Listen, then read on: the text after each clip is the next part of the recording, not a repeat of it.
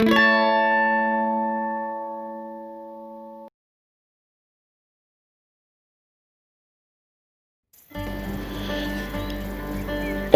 hari kesedihan. Baiklah kawan, ku ceritakan padamu soal pohon delima di perkarangan rumahku dan bagaimana pohon itu membuatku kena sel di kantor polisi Belantik. Benci nian aku pada delima itu. Lihatlah pohon kampungan itu. Ia macam telah kena kutuk.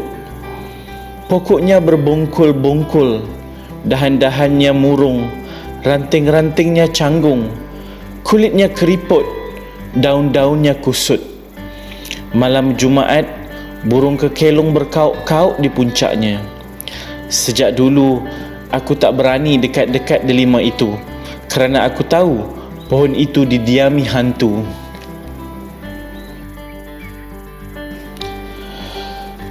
Amat berbeza dengan jambu mawarku yang meriah di pojok sana, atau labu siam yang tekun dan pendiam, atau mengkudu pohon kesayangan pemerintah itu, atau kembang sepatuku yang berbunga tak kenal musim.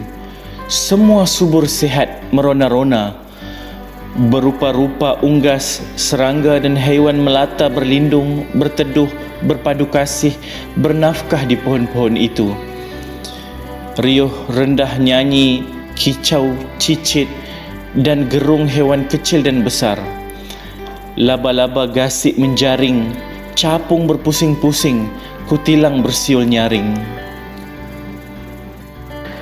Tupai malah telah turun-temurun bersarang di pohon kemiriku, dan aku tahu ada lubang di ketiak dahan tinggi pohon tandung itu. Dalam gelap yang senyap, anak-anak burung hantu tidur seharian di situ. Akan tetapi delima itu, burung keluang melintas acuh tak acuh di atasnya, sibar-sibar kasak kusuk di belakangnya, belalang kunyit mencibirnya, burung-burung memusuhinya.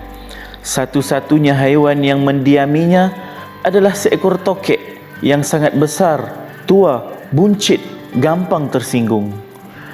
Pernah kutemukan sebuah buku di kios buku Junaidi di lantai 2 Pasar Impres Tanjung Lantai. Kata buku itu, mereka yang mempelajari ilmu filsafat antah berantah percaya bahawa kaum pohon bisa berbicara. Maka diam-diam aku curiga, jangan-jangan rambutanku yang mandul itu telah kena pengaruh buruk delima itu. Aku percaya, bukan kerana para ahli bahkan telah berkata bahawa gulma berduri di padang Masai Mara pandai berkomunikasi untuk membentuk formasi pertahanan sehingga jerapah kesulitan menjarah daun-daun mereka. Namun kerana di kampung kami Ketumbi ada lelaki bernama Sabari yang bisa berbicara dengan pohon.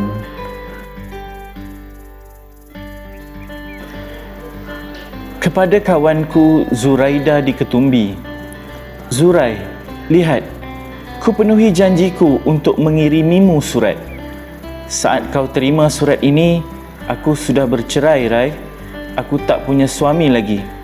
Kalau kau membalas surat ini, usah kau tanyakan apakah aku baik-baik saja, sebab aku baik-baik saja. Tolong bilang pada ibuku, Rai, bahawa aku sihat walafiat, anakku juga sihat. Bilang aku juga selalu rata berbedak. Aku hanya ingin bilang padamu, Rai, dapat mengambil keputusan sendiri atas apa pun dalam hidupmu adalah kemerdekaan yang indah. Ingat itu, kawanku. Usah pernah kau lupa itu. Kau bertanya padaku soal lelaki yang baik. Kuku-kukunya, Rai. Kalau ada lelaki mendekatimu, perhatikan kuku-kukunya. Kalau kuku-kukunya kotor macam kuku monyet, kelakuannya macam monyet juga. Kawanmu yang baru merdeka, Marlena. Heran, ayahku sangat menyukai delima itu. Berulang kali diingatkannya agar aku memelihara delima itu benar-benar seperti aku memelihara tumbuh-tumbuhanku lainnya di perkarangan. Ayah semakin sayang pada delima itu sejak ibuku meninggal dunia. Ku ingat betapa ayah terpukul ditinggalkan ibu. Selama 40 hari ayah hanya duduk melamun sahaja di ambang jendela. Jika sore, dia sering duduk di bangku pendek di bawah pohon delima itu, memandang jauh ke padang ilalang yang luas di depan rumahku. Setelah 40 hari, sekonyong-konyong ayah kembali seperti sedia kala, seolah tak pernah terjadi apa-apa. Usai salat subuh, dia mengaji Al-Quran dengan merdunya. Setelah itu, disandangnya kotak papan itu, lalu berjalan terantuk-antuk ke pasar. Bersama orang-orang kecil lainnya, dia akan berdiri di pinggir jalan, menunggu truk tambang timah untuk menumpang ke Belantik. Truk itu akan menurunkan para penumpang di pasar Belantik. Di pasar itu, ayah akan datang ke toko seorang juragan, lalu mengisi kotak kas tadi dengan minuman ringan. Dari toko itu, ayah akan berjalan ke stadion untuk berjualan minuman ringan.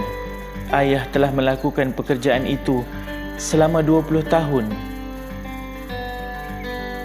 Kepergian ibu membuatku makin kagum pada ayah. Tentu tak mudah kehilangan pasangan yang selalu bersama lebih dari 50 tahun. Banyak orang yang tak sanggup mengatasi kehilangan yang besar semacam itu. Ayahku mampu. Jika suatu hari nanti nasib memberiku cinta, aku ingin mencintai perempuanku seperti ayahku mencintai perempuannya, ibuku. Dan aku berjanji pada diriku sendiri, jika ditimpa kesedihan, aku tak mau bersedih lebih dari 40 hari. Aku ingin tabah seperti ayahku. Namun, akankah nasib memberiku cinta? Zuraida, begitu kuterima balasan surat darimu, langsung kutulis surat ini. Aku belum bisa berpanjang lebar, Rai, kerana aku sibuk bekerja. Kau tahu sendiri, aku sudah tak punya suami, jadi aku harus bekerja. Usah kau risaukan aku, Rai. Aku akan kahwin lagi. Pasti itu, pasti macam matahari terbit. Namun kau tahu sendiri, Rai, cinta adalah sahabat yang licik. Marlena.